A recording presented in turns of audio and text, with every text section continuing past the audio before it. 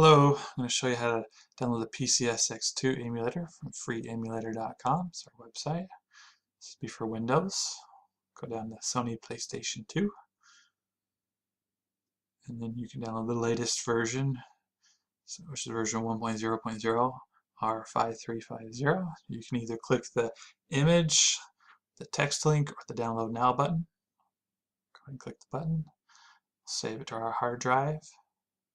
As soon as it's done downloading, close out of Firefox. Open up the folder.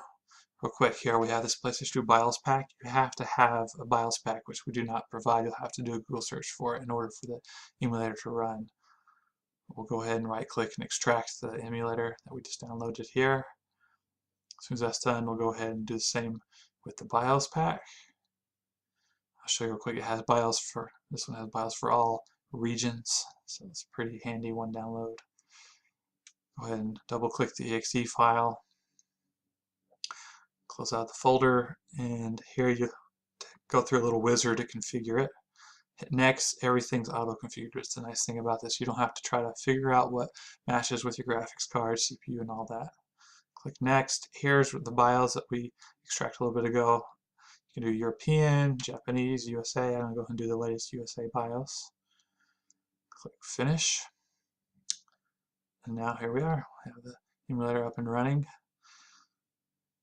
You can go to System. You can boot a CD or DVD. The full means it'll boot the PlayStation 2, normal boot screen, their logo. The fast bypasses it, goes straight to booting the game. You can run an ELF file if you'd like. You can pause, resume the emulator. You can do load and save states. Pretty cool. You can enable cheats if you'd like. Here, this ISO selector, you can select an ISO file, NRG file, IMG file, whatever is compatible with PlayStation 2 games.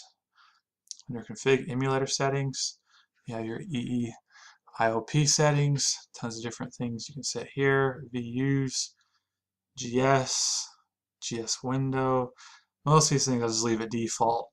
They'll run just fine. You can set what aspect ratio, you can turn it to widescreen or full screen if you like. Speed hacks, some games will run real choppy or slow and you have to apply speed hacks to make them work correctly. You can look at the PCSX2 website for more details. Game fixes, some games crash or don't run correctly and you can enable them here if you'd like.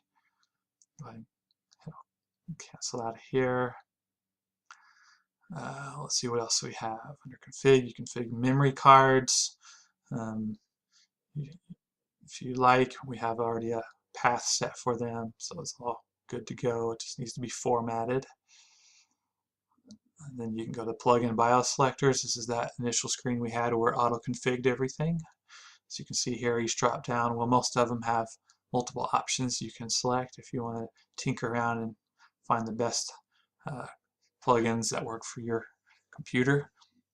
You've already seen the BIOS screen. Let's see, also under config, you can go to your plugin settings for your video or graphics. You can set what renderer to use. The default's good. If you want to set interlacing to something different, you can. Auto works just fine on my system. Now, if you want to change the actual resolution that the games are getting rendered in, you can do so here. You can set anywhere from 2 times native to 6 times native. You should learn at 3 times native for 1080p monitor.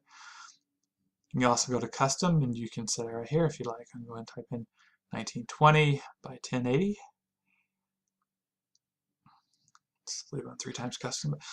For other things you can do, you can enable this shade boost. We can change saturation, brightness, contrast. You can do texture filtering, enable hardware hacks, all sorts of different options here. You can even do edge anti-aliasing enhancement if your graphics card and CPU is real strong. That'll work well. Audio, you can configure the plugin settings for here.